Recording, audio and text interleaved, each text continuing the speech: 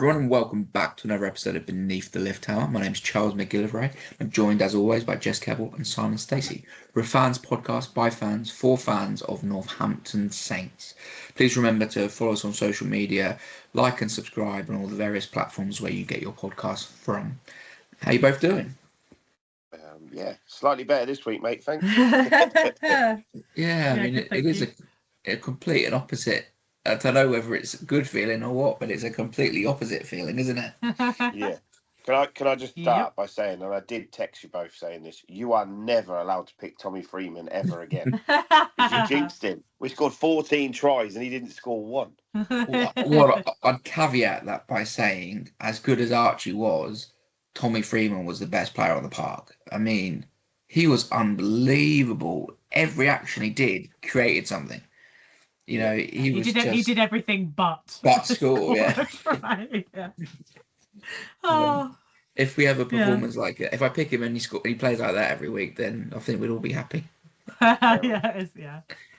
Oh. But yeah, I mean, we've had it's been a long time since we've had just like a really good close contest. That's a proper game of rugby. That's like, I don't know whether like when you're half an hour into a rugby match and you're like, all right, well, are they going to aim for 100 then? Because this is ridiculous. I was gutted we didn't get I don't know what to think. Yeah. I was praying they went for the 100. When we scored that try right at the end, I was like, take the conversions quick and you've got a chance. But they just dawdled and then that was it. Game over. So fair enough. Yeah. We'll take I think it's one of like, if it was happening maybe weekly, like if we were doing it weekly, you'd be a bit like, well, you know, this maybe isn't necessarily the most entertaining thing week on week, but it doesn't happen every week. So I think we can just take that as just like, other than maybe like, I don't know, Ferbs when he kicked out on the fall, literally everything else just went right. It was like, even the 50-50s where it's like, oh, this could go wrong. Actually, no, it just sat up. It's like one of those days, probably one of those days for Bristol as well, of just, they were like the opposite. Everything that could have been 50-50 for them just went wrong. And we just got kind of one of those days where just everything came together in like a perfect storm for us and not so perfect storm for them. But yeah, it's so hard to think that's what to make of it, because it's normally sort of thing, you know, I go back to like the 90-0 was over Gloucester, and that was just Gloucester obviously resting a team for their final week after, and like they just made us look good. But it's really hard with Bristol to figure out, like, did we, you know, were we really good, or did they make us look good, or did we make them look poor? It's such a weird one where you don't know how to kind of read into it, to be honest. It's like a tipping point, isn't it? Like, so, you know, the difference between when we played Gloucester is, you know, Gloucester sent a very weakened side and whatever, where Bears sent strongest side they could come with. And then the problem is we started exceptionally well and, you know, took advantage of their defensive liability sort of thing. And then suddenly the game was sort of gone for them very early. And it then goes to the point of, are they going to show grit and determination and just make it dogged and grind out a loss but make it respectable? Or, and what actually happened was they just threw in the towel. You know, the body language of Bristol players after about 25-30 minutes was, but we're done. I mean, other than Genj, who was running around like a headless chicken trying to impact the game, right? Because he was just trying to have an impact and be aggressive and not roll over. Whereas, you know, a lot of the other players, you know, they'd rolled over, their bellies were exposed and they're having their tummies tickled. You know, it was well and truly beaten early doors and there was no fight left. Yeah, I saw that exactly the same thing. When we were like 30, or when we got to like 35, 40 points, and just like you just saw them walking back heads down, I was like, they're done. They're totally done. They don't want to be here now. To me, I feel like they sort of robbed us getting a bonus point from that game because they were that dire. They left with one bonus point, didn't they? It shows you the whole rubbish the bonus point system is, that they got more points this week, that, you know, in that game than we did the week prior. Yeah. No, it is. Yeah, it's an odd system. Yeah, I think, did they mention the top 14 system where it's like you have to score a certain number of tries ahead of the team in order to get the bonus points, so that then another team can get, like, they got 5, sorry, but when the team ahead of you gets 14, it's not really the level sort of. But yeah, you're right about when you could kind of see it. I remember watching it back, because obviously time is weird when you're watching something live. You don't notice the time of things, but that it was something like 14 with 33 minutes to go, and then at the end of the half it was 61. Like, you could see the exact moment that they, that tried to get us to 40, I think, was the moment that they just was like, this is not a winning fixture. And then we score another 3 in like 7 minutes to go in with that. I mean, that I wouldn't have been surprised maybe if that half-time score was the full-time score, but to get to 40 minutes and think, oh God, they're not even done. Like, it's just kind of a scary prospect. I mean, we had the inevitable kind of bit where we switched off a little bit. I know people will say, defense was bad. How did we let them get 5 tries? But I would argue, like, in that first half in particular, there was some really good defensive shifts that kept them to 2 tries. Like, we were turning them over on their line, forcing mistakes, like just absolutely stopping them in their tracks. Like, we know they've got some quick players. We saw Reece Amit score a try. They've got Ravovo, but we just figured out how to like comprehensively like shut them down. And then I think I get what people are saying, that them getting 5 tries when we got 14 feels a bit off, but you sort of get to 60 minutes and you scored 80 points, and I think it becomes really difficult to ask a player to keep giving 100% and like full pelt when a game is like beyond one at that point. Like, the idea of expecting them to do 80 minutes when at half time a game's already won actually feels kind of impossible. Like, subconsciously they're probably thinking, like, do I need to put my body on the line for a further 20 minutes when we've already decimated them, really? So you can kind of understand it. Like, if it was a closer game and we'd switched off and let them get 5 tries, maybe you'd have a bit more of a point. But I mean, at least 2 of them were scored in that kind of 10-minute period where we just sort of just completely, you could tell they'd taken their foot off the gas once they got 80. And it was just one of those kind of situations that actually I think in a closer game they probably wouldn't have scored maybe 2 of those, and we'd probably be lauding the defensive shift instead, because I think we did some really, really good things. So yeah, I think it's a bit one of those that you have to kind of think about it contextually rather than just, 100%. They got 5 tries. Like, there really was a 10-minute period where there was 10 minutes was like, what are we doing? Like, we gave 4 penalties away inexplicably, got a yellow card, and just their brains obviously just switched off for sort of 10 minutes before they kind of thought, they've got the bonus point, we don't really want to let them get any more. And they obviously kicked it back into high gear for that last 10 minutes. I mean, it was like 2 tries we got, it wasn't it, in the last 5 minutes. Like, there was a moment where they kind of shifted back. But yeah, I think it's really hard to expect someone to sort of put everything on the line when you've already scored 80 points after 60 minutes. Like, I think there's definitely an element of that, like the game has gone, so maybe the dial turned down a bit. But then there's also an element of, like, the tries that they scored early doors when it was still a contest for a little bit period, was like, if you give them opportunities that close to your line, they're going to score. And if the from the yellow card and that bit there, Bears were on our line, so they're going to score. The really impressive bit was some of the defensive bits in that first half where, Bears are really good at moving the ball, attacking space, and playing, attacking game, and they've got some real dangerous players. And a lot of it was scramble defense. We were pressed and we were put under pressure, but the effort, and for a long period of time, phase after phase after phase, they didn't really gain any ground, and that just shows you that it wasn't the prettiest defense of all, potentially. A lot of it was on the scramble as we were tested, but that was sort of almost, we were scoring against them, but they couldn't score back, because the first 20 minutes or whatever, first 10 minutes, 15 minutes, it was we score, you score, we score, you score, and it was like, this is rubbish again. This is like that bath game, complete rubbish. Yeah. Watching basketball, may as well go and order a pint and come back and see that both teams have scored 2 more tries, sort of thing. But it wasn't, that period of time, in that period where we put long phases of defensive structure together, actually was probably the breaking point, because it meant that we went score, score, score, rather than we score, you score, we score, you score. So, breaking that sort of rhythm made the defense deserves credit for that. It was a big step up from where we were getting physically dominated the week prior. I'm still not sure I'm on board with this, but yeah, it was a bit, seeing 20 odd tries in a game, whatever. I'm not sure that's rugby, but those stretches of defense still have a factor.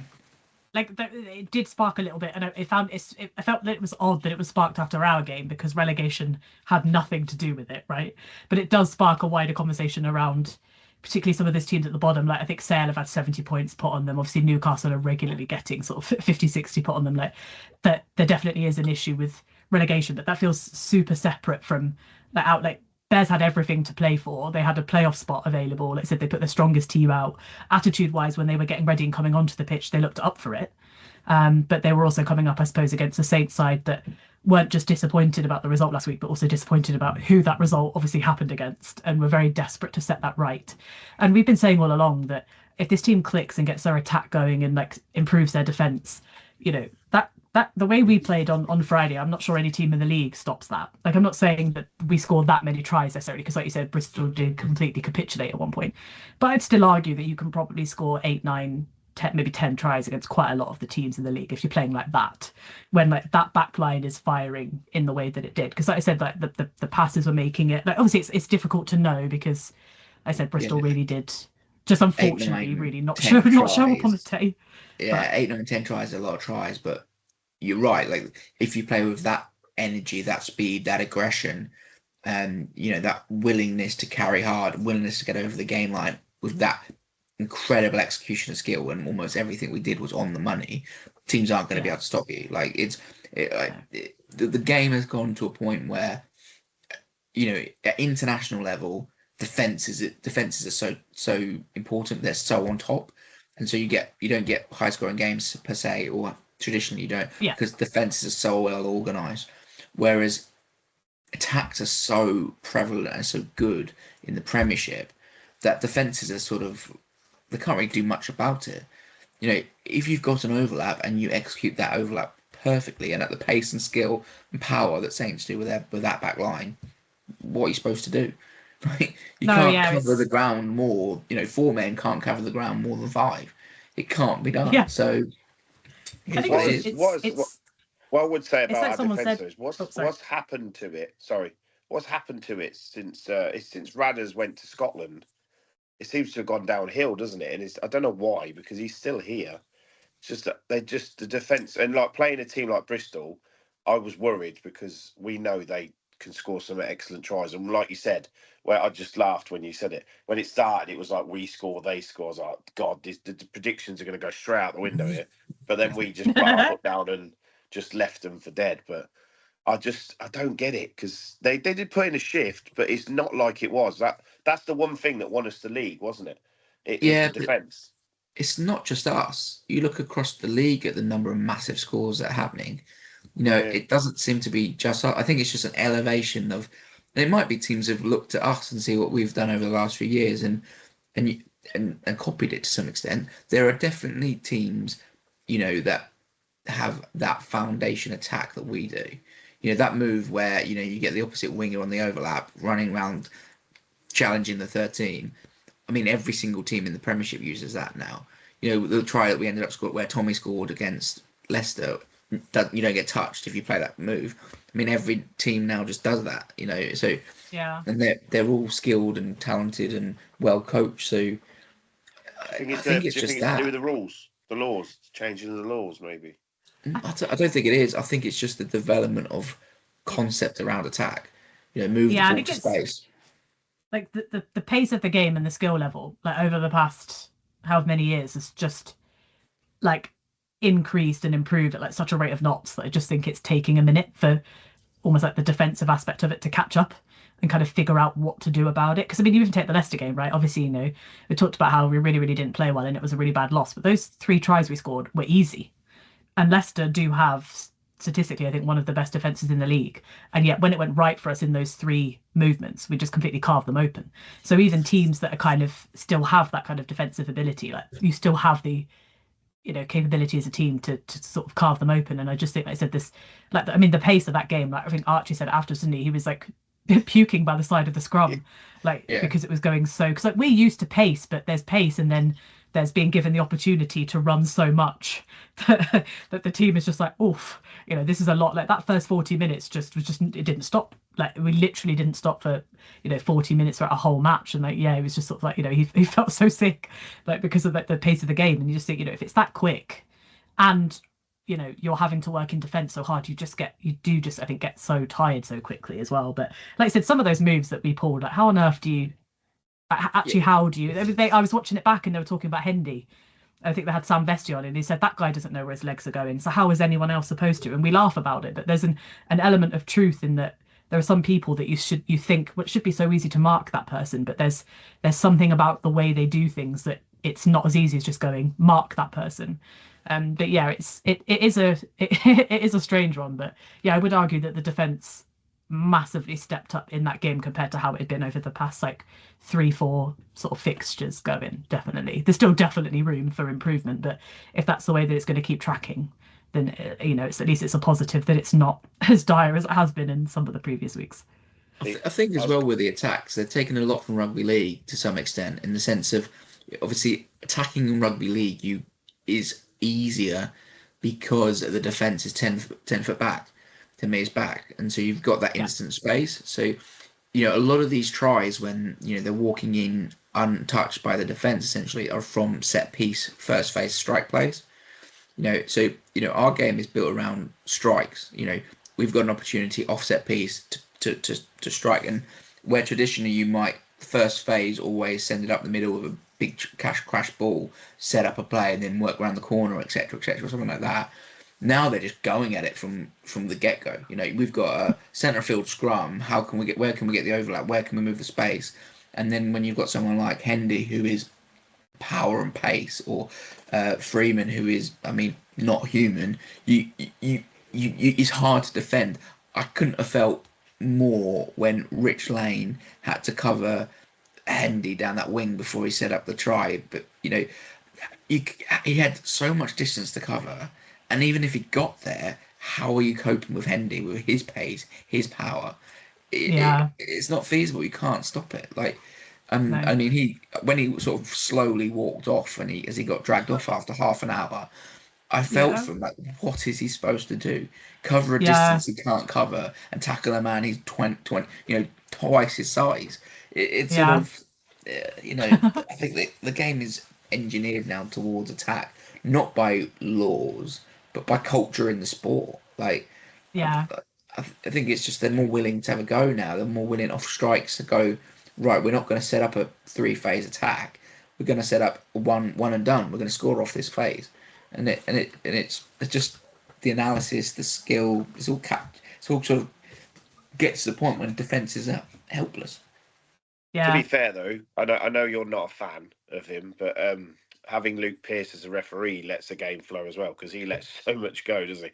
I didn't hear any of what he said because my ref link weren't working. It was really annoying. I couldn't understand our yellow cards, our first one, because I know it was so many, but they weren't on the try line. So he's just said, "Oh, there's too many penalties." It's like they were in the middle of the pitch. You never get. They were, but it was not rolling away. Yeah, it was 4 in 2 minutes. This exact same penalty, 4 in a 2-minute period. Yeah, he said that's 4 in 2 minutes. He said I can't, and he'd given them a warning after 3.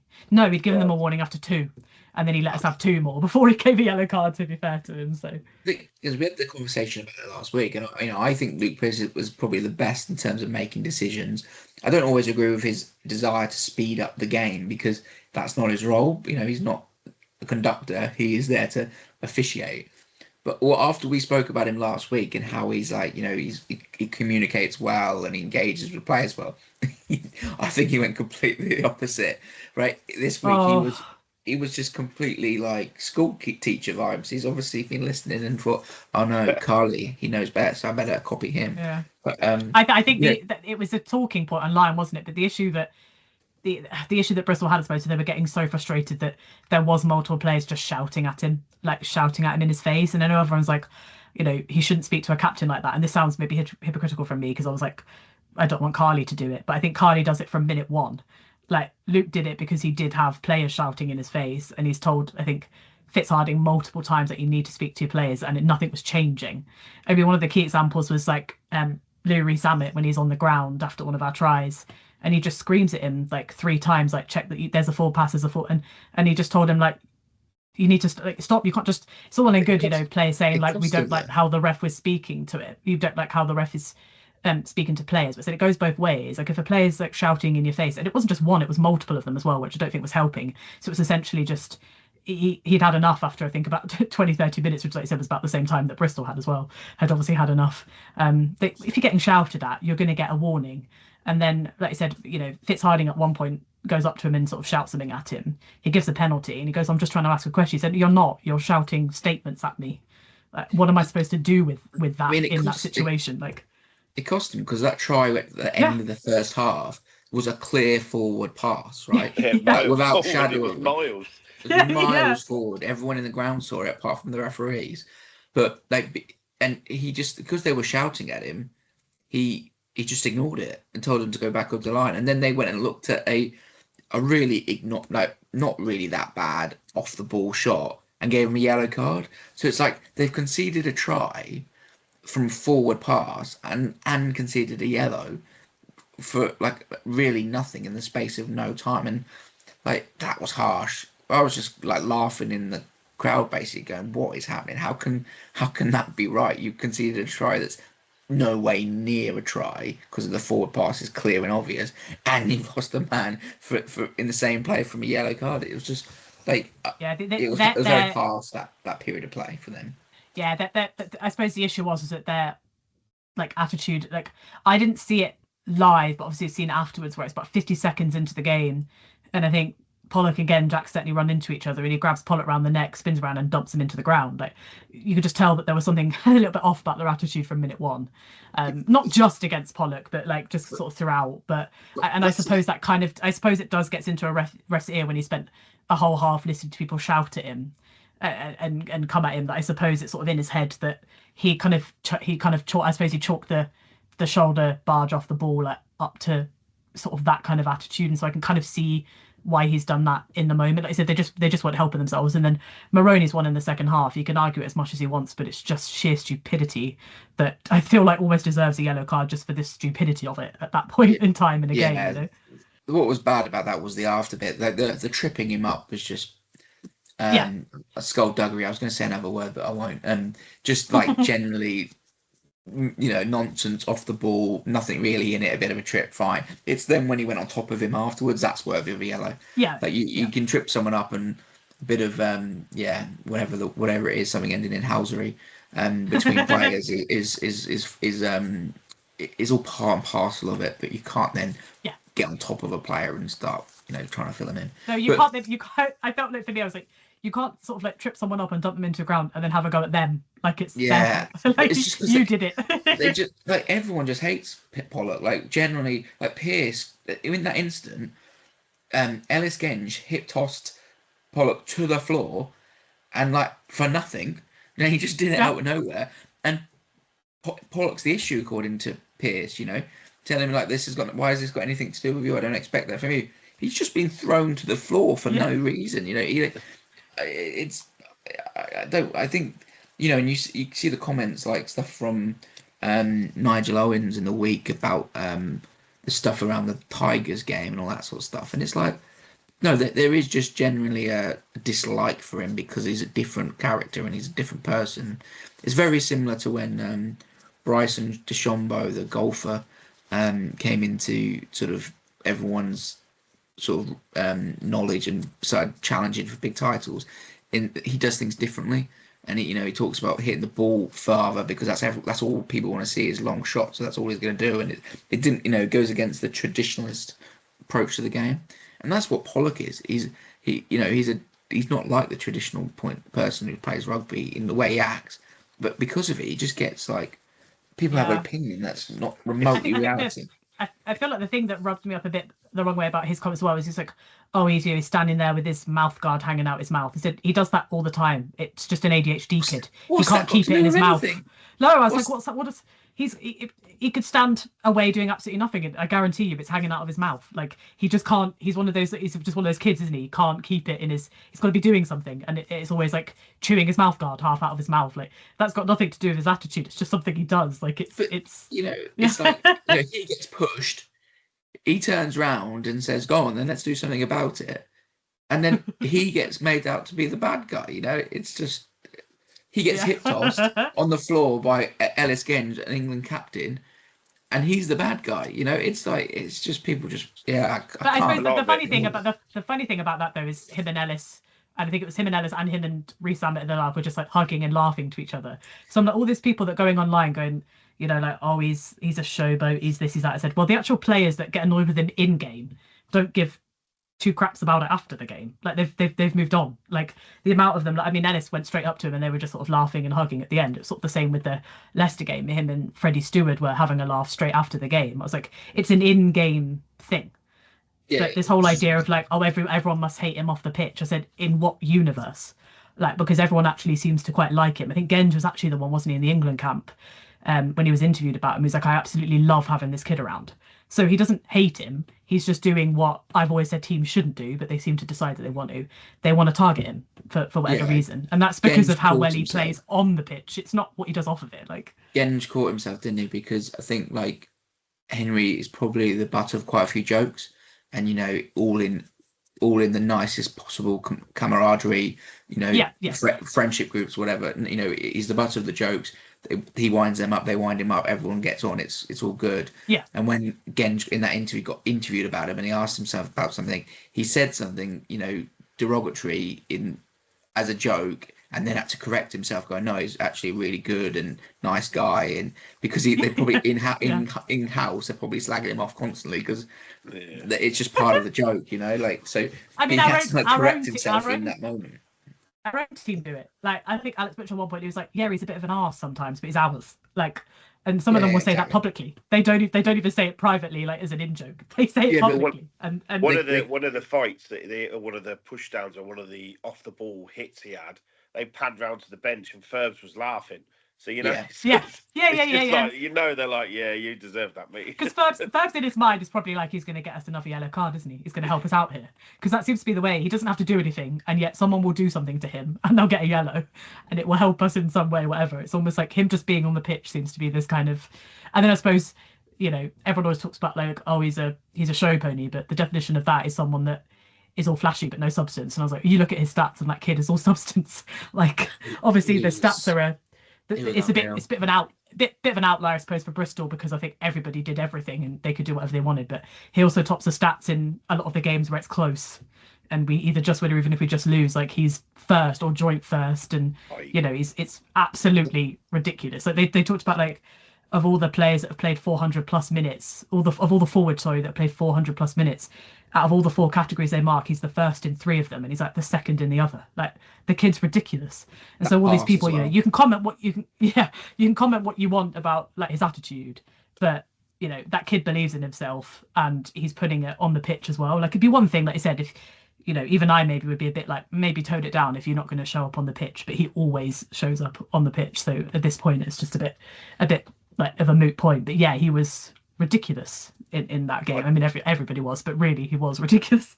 I'd say a lot of it it's not jealousy per se, but like it's because he's in the limelight, and a lot of them players are just like, I'm going to do something to put this kid down, and it just makes him play better. It just makes him come out better. And I just think a lot of lads like that. Was it Maroney? Is it Maroney, the lad that did the flip? He'd only been on the pitch a little while. He's obviously just like targeted him just to. I don't get why, because he was proper wound up. He looked like he'd actually put a haymaker into his face. From where I was, it looked like he was about to punch him in the face. It's like, you've lost your head, lad.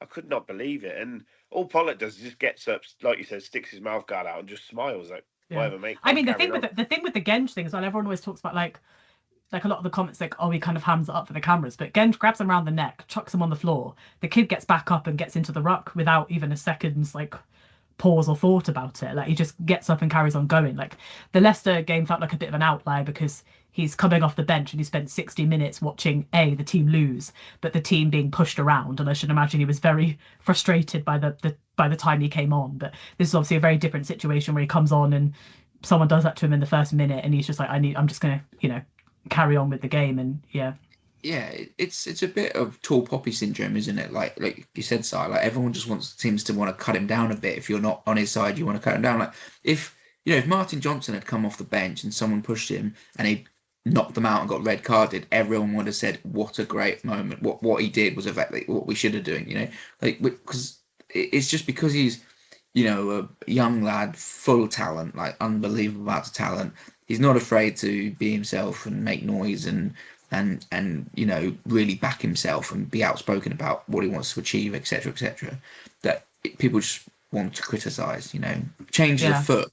I'm the first to admit that I don't want to watch games of rugby which finish 44-42 and no defence. I'm happy to say that, but changes afoot, and that is the way the game's going. And off the field and elements on the field, Henry operates is the way the game's going, and it's not a bad thing. It is what it is. Yeah. It's a reflection of the world, isn't it? Do you know the one thing I can't wait is till we play South Africa, because if you look at all those comments, every other comment is you wait till the Box play him, they'll put him on his ass, they'll sort him out. It's like, whatever, he won't change. He'll play exactly the same.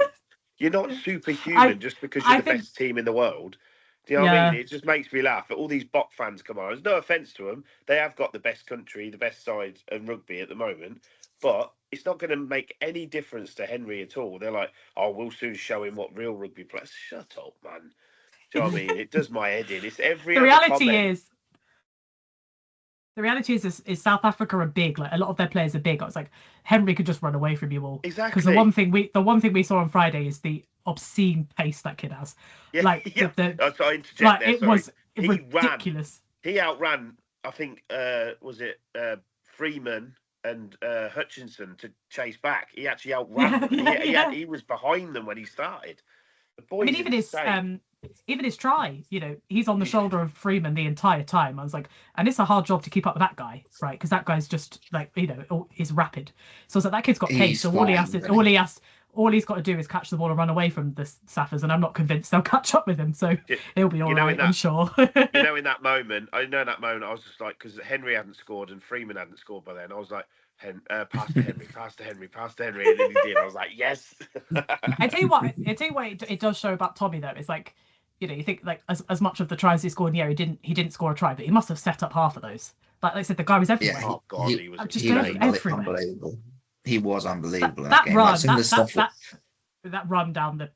I mean, first we've definitely got to talk about Kemeny's dot ball back into him, because that's obscene for a 6 to be doing. Like, that's ridiculous. I remember seeing that. I was like, who is that? And then you can see the strapper man's leg. So I'm thinking, right, that's someone that's getting lifted in a line out. And I was like, so it's obviously Kemeny on the wing down there. But that just pop in just to give it to him, and then the fact that we scored a try from that, honestly, just the whole because the whole thing was just the whole game was just obscene from start to finish. Some of the skills on show. But he scored that, which was break down the right, in offload infield, didn't quite go down, but we cleared up and finished it off. Yeah. But the try I think it was the earlier one, which Chick scored, I think. Oh, where God, yeah. He was he burst down the wing, whatever, just flying down there, and then the ball looks like it's going to go out, but he has the audacity to kick it, grubber it round him before he goes off the pitch. That's the sort of stuff you do down the park when you're mucking around with your mates. You don't do that in a Premiership game. That was outrageous. And Chick scored the try and got up and was just laughing, because he was like, it's ridiculous that we've gotten that. Because that was one of the rare moments where Finn had just got it wrong. Like, he should have gone left, he went right, he saw his best friend, as we've seen. He saw his best friend, he wanted to wang him the ball, it went wrong, and then somehow, like I said, that's how you know everything's going right for you, because in a game where it's really, really close or things are not going your way, that gets picked up by the Bristol player, or it just goes into touch. But the wherewithal for him to just kick that around the player, to do it in the the Wanted film where the bullet somehow goes around the person, just to get the ball, kick the ball around someone, and then for Chick's got crazy foot skills, man. To kick that a few times, in football, pick it up and score, ridiculous. Delicate touch for a big bloke. That's what you'd say, isn't it? Because I just thought that was going to come off a shin or off his laces and go at right angles, but it was a perfectly deft touch to put it through for him, didn't he? At least we're covered now when Ferbs leaves. Who's going to play 10 if Finn goes off? Chick, Mr. Chick, yeah, because he's done his 50-20, and he's just done that. He's, for an 8, he's got a decent boot on him, hasn't he? Yeah, it was just. But I think one thing that I noticed watching it back is I've said this before, but Hutchison is I think the best in the world bar none at passing a ball. Some of the things he did in that fixture, there was I think one that he completely messed up, but for the rest of them, you just watch him and you just think it's such a. obviously, like Scotland have got their own like ideas in mind of what they want to do, but my God, it's a shame that we don't get to see him do that on an international in an international fixture, man, because I mean it's just ridiculous what he can do with a ball in hand, honestly. Two lions, though, isn't it? It's behind two lions, which is quite yeah. a tough one. It's one of those things that you just think like at literally any other time, probably in like in Scotland's history, he walks into a side. But yeah, it's just the way that it's gone right now. But then it's sort of hard to complain about it in a way because we reap the benefits of having him pretty much all season round, getting to see him do things like that. Yeah, the crazy thing is, it's like no one will agree as to what our best centre partnership even is, because like we need to play 16 men every week, because like it's not possible to pick two centres out of those three. Like Litchfield was unbelievable player in terms of carrying, like the power, the athleticism, the eye for the gap, the not to die on the ball, to keep going, the awareness of what's going around. It was just like first class. And like I say, that axis of Hutchinson, Finn, and Ferbs, when it gets moving, like we can put the ball anywhere we want it. If there's space over the far right, those three can get it there.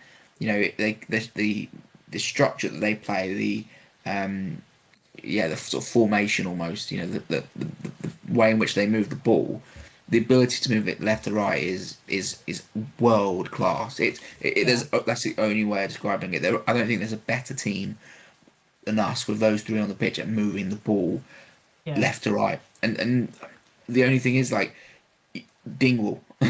Dingwall is also outrageously good, and if you add him into the mix, he's unbelievable.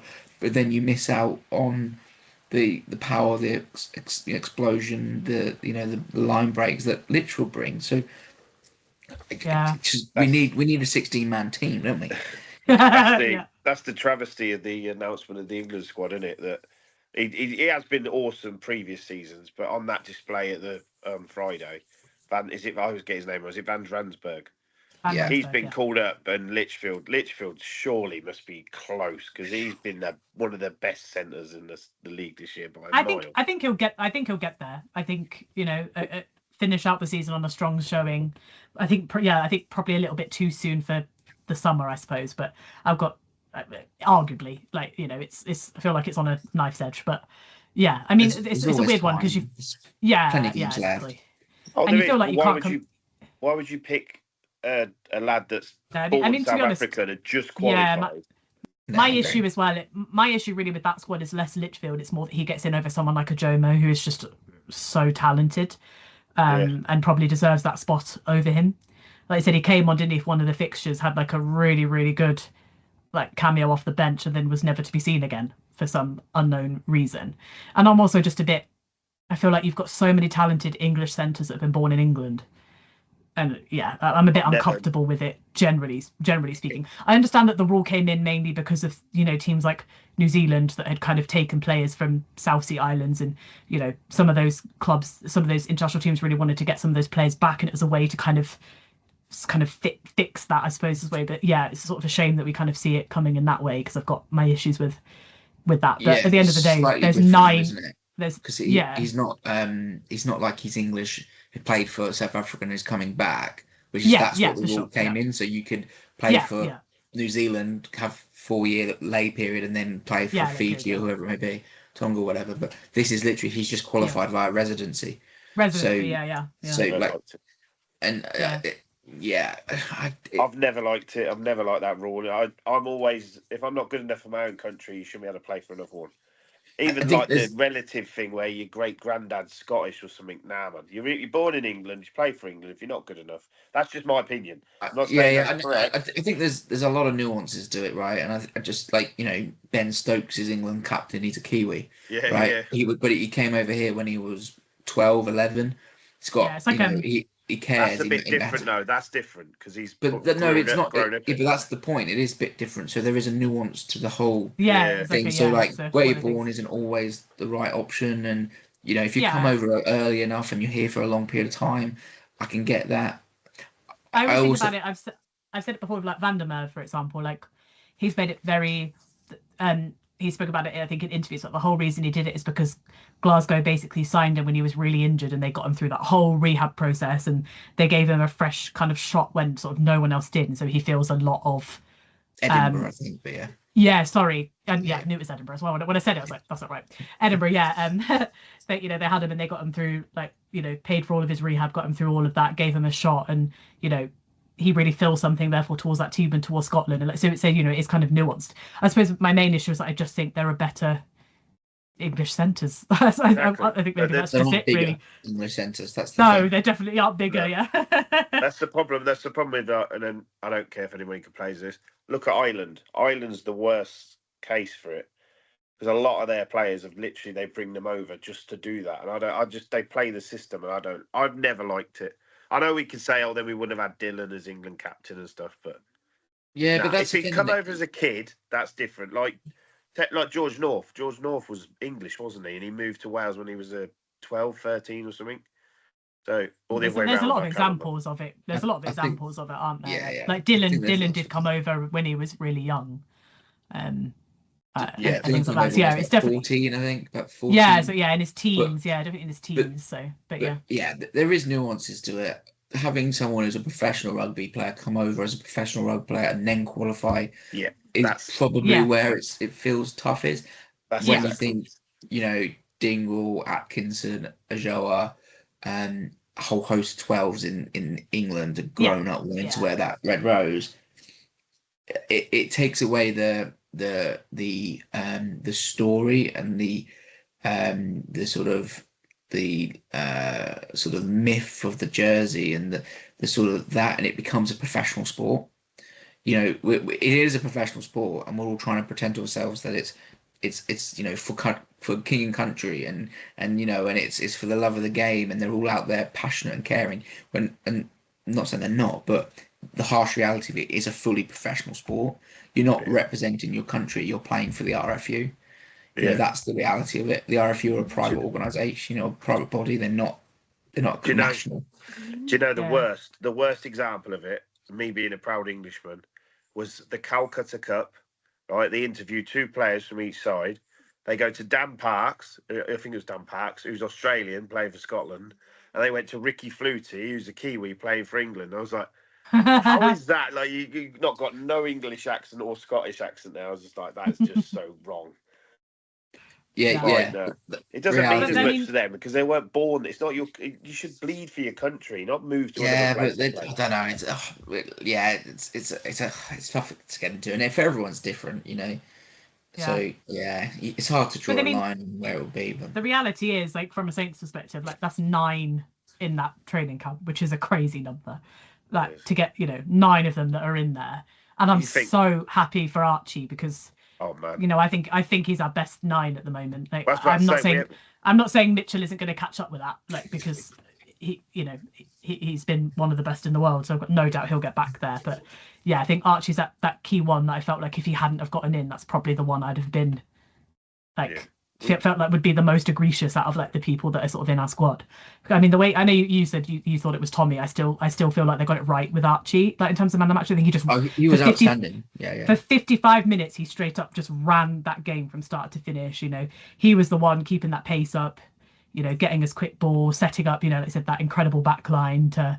Like I talked about Rory. Like, I think it was for the Kemeny pass. That pass, which is out of his right hand but goes left behind him, is just quite frankly like dirty. Like, absolutely. Like, what you said, that's what I talk about in terms of defense. Like, what are teams supposed to do? Because how many players are chucking it from the right hand behind their back to the player to their left, like, and able to do it on a that well. But I just thought, like, I remember when it got to half time and I was like, someone's going to have to do a really good job even already at half time to knock him off of the man of the match pedestal, because I just felt like he ran it the whole 55 minutes he was on. Obviously it was a bit of a dip after Mitch came on, but I think that was a dip from, I don't think that's Mitch's fault. I think it's a dip from everyone because they've been going whole hog for 60 minutes and scored 80 points. But it coincided with a loss of Big Ed Prowse as well. Big Ed. Well, I was a fan of Big Ed Prowse before he was putting in performances like that. He was sensational. When you see him go off, the lady who sits next to me, she says, I never even realised it. He looks like he's crying. He's so upset when he goes off. You watch, next time he goes off, He's like, why are you taking me off? He looks really like he's crying. It's mad. It's just. But I tell you what is funny is I remember when he got the yellow, I was like, he's not coming back on. But it's like they mentioned it in the commentary. Can you imagine? You've played for 67 minutes, you're down 80 points, and they bring JJ on. I would literally physically throw in the towel and walk off the field. I can't do this. I was going to bring that up. Literally going to say, like, you imagine you're like that many points behind, and then this massive giant comes on the pitch. They said it on the thing, didn't they? They said, "Oh, this will make." They said on the commentary, didn't they? So it like, "Oh, they'll really love this." You're down 80 points, and they're bringing on a planet like to run into you. Like, but I was saying at half time. No, about half an hour in, like when the score was just running away from them, it wasn't just JJ. I was like, what's going to happen when we bring on JJ, Pearson, Mitchell, Fischetti? I know it's insane. Dingle. It's genuinely the first time we've brought on JJ, and I actually feel sorry for the opposing team because I was like, this feels grossly unfair at this point to bring this guy on. I think that's the way forward. I think Ed Prowse is really, really good. I've said before, I think he's exceptional and he brings different skills that JJ doesn't have. He can't obviously compete with JJ in size because, like you said, you've got to be like who can you've got to be a celestial force to be able to compete with him. But what it does is bringing JJ on with half an hour, 20 minutes to go, almost emphasizes that his strength. It like doubles down on his strength because not only is he the size of a planet, as Flatman said, but he's the size of a planet, and you're knackered because you've been running around for 60 minutes. So, like, I think that balance of having Prowse start and then bringing JJ on is actually a better way of doing it, and it means that JJ doesn't have to think about managing his fitness.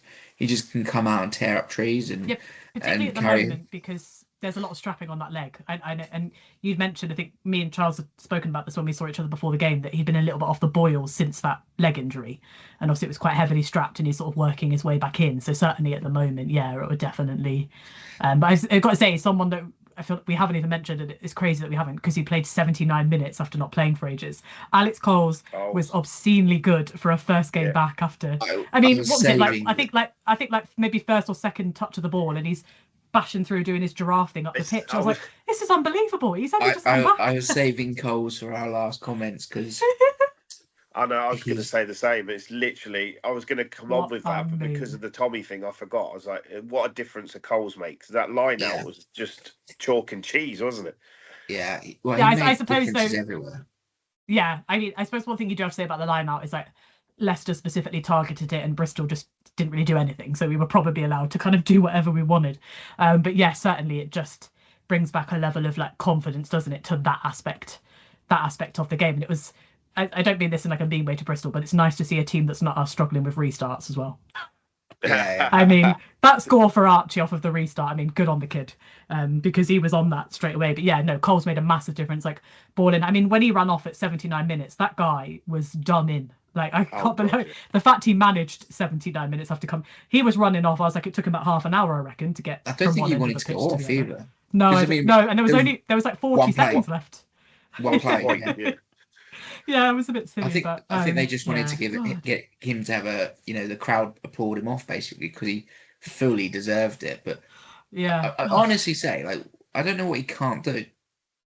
I know Maybe we said it before, didn't we? Is kick it goal? I wouldn't put it past him.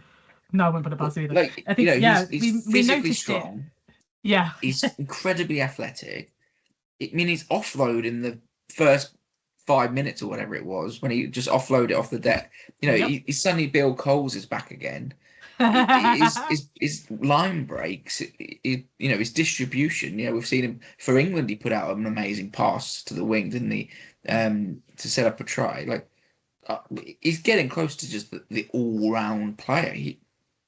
Exceptional. It's like you said. It's not even just we know he can play like that, but to play like that after having an injury and being gone, it's your first game back. You're supposed to have like a little bit of fatigue in you, surely, or like not quite match fitness. Well, that guy seemed match fit right until he came off at the end. I mean, that was just, ridiculous. Honestly, ridiculous. And I think the second thing that I kind of wanted to mention as well is Pollock on the wing.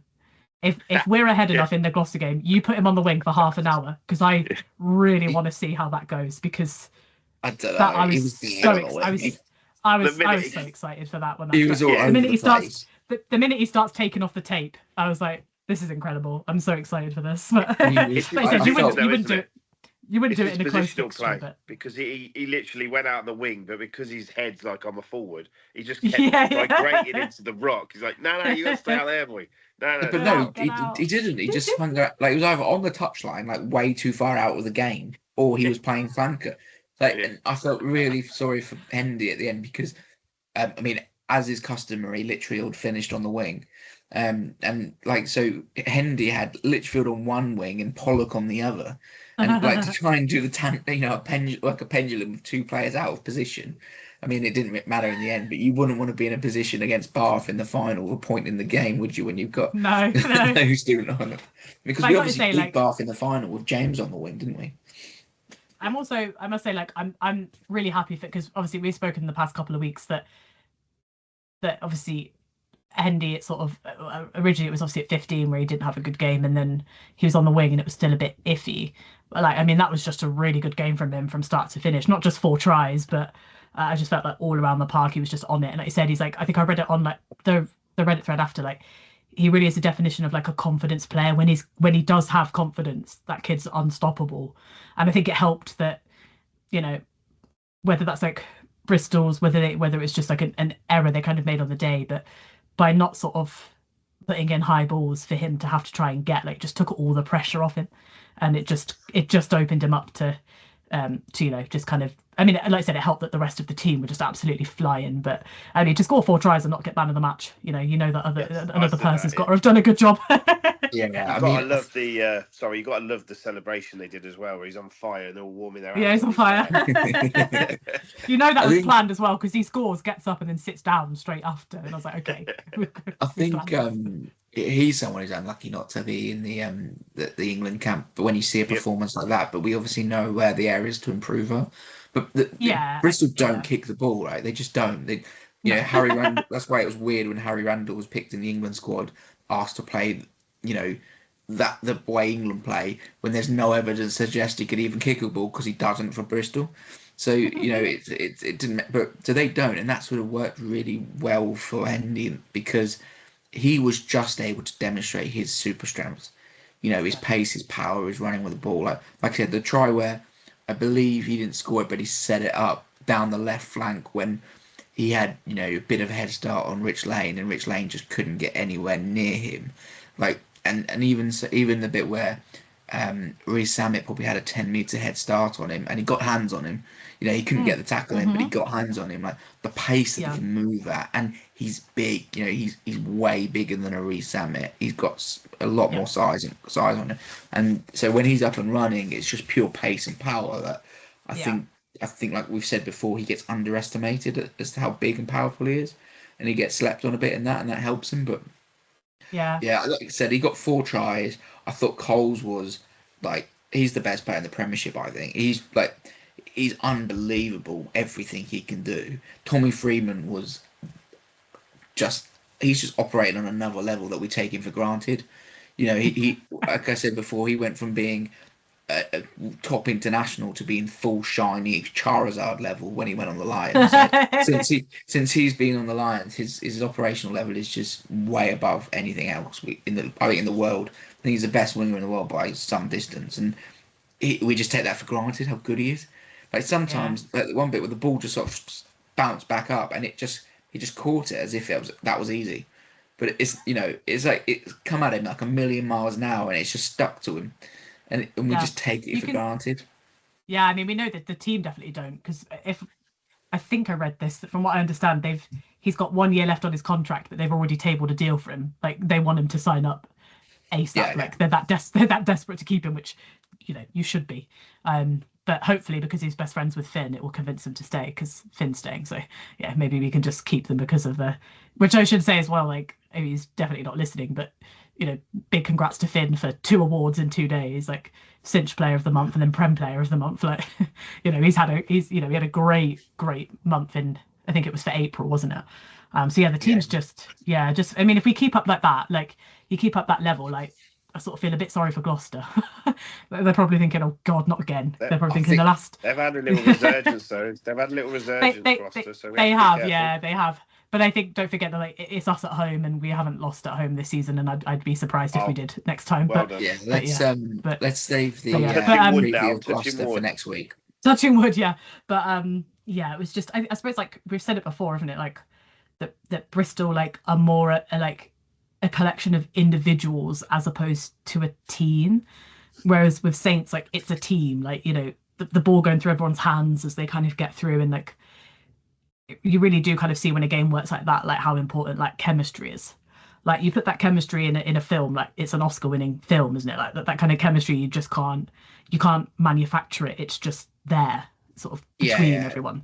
Like Finn coming in, like Tom has obviously been an assistant for a while, but Finn coming in and they're just like best friends immediately, like joined at the hip. And like I said, I think it kind of was a bit to his disadvantage when he decided he was gonna, I mean, we scored, but when he was gonna pass to Tommy and it went a bit wrong, even though we still scored the try. Like, but otherwise, yeah, it's just that, yeah, you can't manufacture that. Like, it just exists between all of them, and you can see like when they're having fun and things are going right. Yeah, I do struggle to think like what team is going to be able to stop them when they're in that mood. But it's just a question of if you can keep that, not necessarily that level to like 94 points, because that was just obscene. And obviously Bristol, we know Bristol are a better side than that.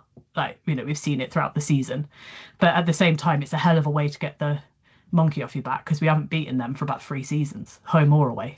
So it's a hell of a way to do it. I think Bristol play to a structure where it's designed to give individuals opportunities to demonstrate their ability. So, you know, get the ball to Ravolo and see what he can do. You know, give him an opportunity to see what he can do. Whereas we play to a process and a system where the bodies in the roles are almost irrelevant. You know, it's obviously a better execution when you've got world-class talent doing it, but whether you're that 15 or a third choice 15, the system and what we're trying to do is the same. Where, you know, but Bears are different, and I feel really sorry for Pat Lam, because what a man and what a bloke and Saints legend. But I feel that they've got to do something in their coaching structure, whether that's the team below him, and he steps up, or change something, because they have everything that they could possibly want to be successful. They've got funding, they've got fans, they've got the best facilities. They spend as much as anything else. The performances that they're putting in are not good enough, are they? So I fear for something will happen there. Thing is, we've been saying for a few seasons now, like it's not a new narrative that Bristol rely on out attacking a team as opposed to even attempt. Like, I'm not saying our defense has been great, but it's not that level of bad. Like, they just like I said, it doesn't help when you've conceded enough tries that, like you said, you just capitulate. So you're just cutting through them like a knife through butter at that point, because they've just kind of switched off. But like, their issue is not just that, but also, you know, I don't really like using this term, but I suppose it kind of applies a bit. They're sort of a little bit to the Prem, like what I feel like Ireland and France are to the World Cup, that there's so many expectations that they can make it to a semi-final or a final and win or whatever, and then they kind of choke at the last minute. Like, that this is not the first time that Bristol have done that, and it's sort of unfortunate, because there's obviously a mindset part of it, as well as just like the structure and the way that they play the game. And so there's a few things that they kind of need to work, because they're a great side. You know, if we put 90 points on like Leicester or Sarries, I'd be like, yeah, this is incredible. I don't care what anyone says. But sometimes when it's a team that you don't really mind, and like I said, I really like Pat Lam. I think they said they've got a really talented squad, and there are sometimes you've watched the way they play rugby, and when it does click, it's really, really nice to watch. And so you don't want to see them be on the end of something that bad, and you know that's going to smart for a while. But there are some clear kind of things that not that Saints don't have that as well. All teams have probably got an aspect that they need to work on. It's just theirs feels so fundamentally important to getting to a playoff and then maybe further. You know what I mean? Like, it's just it's just a shame. But look, I think that's definitely feels more of a fluke for them. I've got no doubt that they'll come back better. I just wonder if that's maybe going to be next season rather than this season, because when you've got Pat Lam in an interview after saying, that's the playoffs done, you know, it's really hard to think how then it's really hard to think how they're going to kind of motivate themselves. You know, there's still 2 rounds left for them. So it's kind of hard to think what they're going to do there. But yeah, at least from a Saints perspective, we've qualified. We definitely do have that knockout. Like, it's really useful, I think, in terms of form, because you want to go in with good form to a semi-final. So I think it's going to keep Saints hopefully at a high level, because you really don't want to drop off again right before a knockout. And I think I'm not sure about this, but I think it might be right that I think if we do get 5 points next time, I think we get a home, because Bath and Leicester play each other in the final round, so one of them is stopping the other from getting points. Or we're 6 points ahead of 6 points ahead of Tigers, aren't we? So if we win, if we get 5 points, they can't catch us in the last round. No. So the way to look at it is 2 home wins and we're in the final. Yeah. Yeah, basically, yeah. So it's a great place to be. I mean, but it does kind of show you, doesn't it, a little bit the kind of disparity between kind of the top half and the lower half, that we've got 2 rounds left to go and 3 teams have already qualified for the knockouts. And by next round, those 4 spots, maybe not necessarily the order, but some of those spots might be like almost sewn up a little bit. But so yeah, it's definitely some work to all the teams need to work on some defensive structures over the summer. But yeah, it's a really great place to be. And like I said, knowing that you've got a knockout, you've got something to aim for in terms of where you want your form to be, where you want to get to be able to make sure you can compete in that. So I'll just say one thing, kudos to the coaches as well, because we're going back to the man of the match, or the player of the match, as they call it now.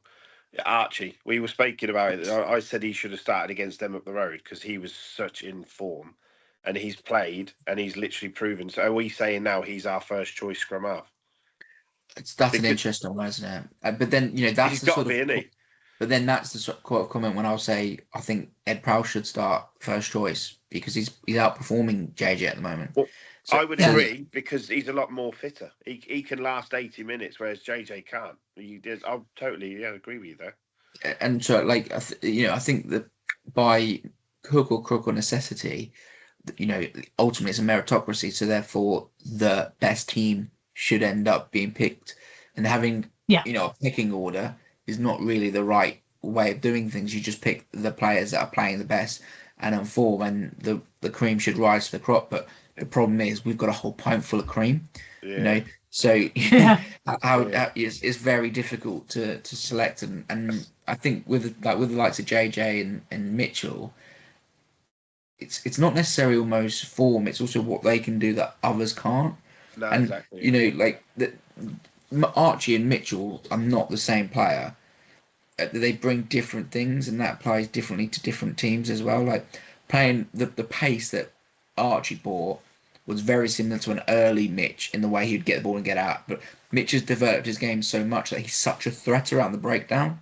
Yeah. And Archie hasn't got that yet. So there is a differential between what they bring and how we want to play as well. So if there's going to be open space out wide, like there was against Bristol, then perhaps having a 9 that's going to get the ball straight into Finn's hands so we can shift the ball right. And that's probably why Hutch played, so that you get that axis of, get the ball from the breakdown into Finn's hand, into Hutch's hand, into Furbank hand, and you're on the wing scoring tries. Like it all comes horses for courses a bit, doesn't it? And maybe with a Mitchell against, say, a big Bath pack, where there might be opportunities to snipe a bit more, he might come off the better.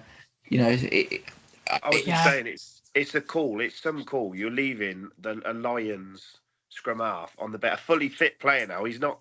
Can't say he's not. He's coming back from injury. He was fully fit. He's had matches. And to pick Archie ahead of him was a big call, and it paid off, because the lad was absolutely amazing. Yeah, it's just nice to have 2 world class. Well, he's a bit early to call him world class, but it was a world class performance. I mean, I would argue that, like, I think someone said it before. Like, I know obviously they talk about Ben Spencer and like you said, etc. But I honestly reckon, like, in Mitch and Archie, we've got the 2 best 9s in England at the moment. The way that they're playing, like, I don't think Archie's necessarily going to get any game time in July. I hope he does, but he's young, and I wonder, like, a lot of it's about learning, I suppose, for him at this age. But he keeps going on the trajectory that he is, considering it wasn't that long ago that he put in that performance, even he admitted was just like way off the pace, and like the trajectory from there to now, it's not even that much time, like, and how much he's sort of like vastly improved. But yeah, I suppose that the main thing really is just I'm really impressed with the whole team and how they managed to, that defeat against that defeat to Leicester would have smarted, and the Bristol game's not even a week later. They've had a 6-day turnaround. Like to have that kind of a change in 6 days and to win like that is extraordinarily impressive, and hopefully kind of showcases like if the team, like I said, if it's right in terms of how it clicks like on the pitch, but also kind of mentally, like we are a really, really strong side. And yeah, just hopefully we can keep that up for the next two, because like I said, one more 5-pointer, you get a home semi, like, and then it also allows you, I'm thinking a little bit ahead so I won't say too much, but it also allows you with Quins maybe like to give people, some of the key players maybe only have to play for 30 instead of 50, 60 or even 80, to get ready for the kind of the semi-final after that. But so yeah, hopefully we can, you want to get 2 more wins. You want to go into a semi-final with like 3 wins in a row and 3 really strong wins if you can. And I don't know if it gets stronger than 94 points. Like, I know people say like we'd have loved to get 100, but I almost feel like I'd have just felt so bad if they conceded 3 figures. I was like, I'll take 94. I would like to see 100. I think the only time I've ever seen it was Saints v Samoa in a tour match. long time well, ago. They put 100 on. The tiramisu Saracens, whatever they were called. Oh yeah, I remember that as well. Yeah. 111, but I should say, 7, I think it was. I should say, hopefully it doesn't jinx us, but I think previous 2 biggest scores are like in the winning seasons. Like, I remember that I always remember the 74-13 game. Obviously, I mean I was there, but I always remember it. And then obviously the 19-0 over Gloucester was 2024. So hey, if we keep on that trajectory, I think Saints posted that tongue in cheek, didn't they? Because it was like, look, this what's happened. The 3 times they put the years under it. It was like 2014, 2024. I was like, oh. Yeah. All against that Timisoara Saracens game was a certain young giraffe. I think it was his debut, but he was outstanding. And it sort of, however many years later, he was outstanding again in one of our biggest scores because, What about I was going to say, what about the, not that it really matters, but what about the predictions? Well, yeah, I mean, we all got the result right. We were all way off with the way off with the margin. I texted you both after 30 minutes and said we're going to be way off with this score. We were way off. But you got the try. You got a try scorer, so another round to Simon. Who did you have, Jess? Finn. Finn. Oh, Finn. Oh, okay. So it's mad Finn scored 14 tries and not 4, and like 2 of the best players on the pitch didn't score a try. Yeah, I think quite a few forwards scored. I mean, so it's just like and then out of the backs ones, 4 of them were Hendies, so it didn't leave that much room for the others. To be fair. Yeah, I mean, Tommy not to score is Finn is unlike. Finn doesn't score many tries. Like fly halves don't score tries, but like Tommy not scoring. It's your fault. He must have. Yeah. Like I said, I think it just if there's a performance like that every week, I'm more than happy to pick him. Sensational. It does show you like how unselfish he is. I can't think of what game it was I was watching. Was it the Sale game? And I think R.C. White was running with the ball, and if he'd passed, it was a try, but he wanted to keep going. And I was like, you've just butchered a try. Whereas Tommy, like, he probably could have scored a couple of them himself, but he took like the safe option, pass it to a player, get them over the line. Like, there's he's definitely desperate for tries, is he? He's Saints' top try scorer in the Prem. Like, no, exactly. He was like, maybe I'll let someone else catch up for a minute. Like, Hendy already wasn't too far off the top of the list, so he's now got 4, a lovely 4 to add to his tally. But I mean, if you're going to set up like probably half of Saints tries in one fixture, I think you're probably all right. Like, at like a different level, full shiny Charizard. But anyway, we better leave it there. It's been a pretty good chat. I mean, it's much better than last week's chat, that's for sure. So, we will look ahead to the Gloucester fixture in the next week, which will be exciting. But European. We'll break for a tournament we no longer care about. Anyway, it's been good chatting. Thanks very much for listening, everyone. Goodbye, and we'll speak to you next week. Goodbye. Bye.